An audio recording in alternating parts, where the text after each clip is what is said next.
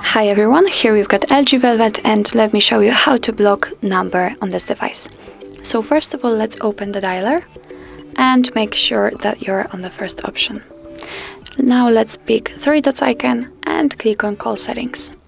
Click on call blocking and decline with message, and here on the second option we've got blocked numbers.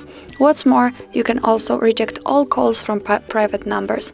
To turn it on, simply click on the switcher and it can be very useful. So let's get back to the blocked numbers.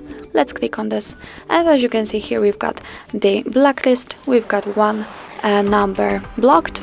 In order to add new one, simply click on this plus icon. As you can see here we've got three options to choose from. You can add blocked number from the contacts.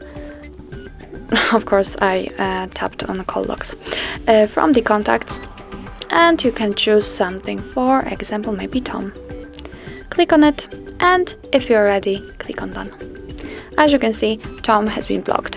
What's more, you can also block the new number. So let's click on this, and here you have to enter the number you want to block. If you're ready, click on block, and as you can see it is also added to our blacklist.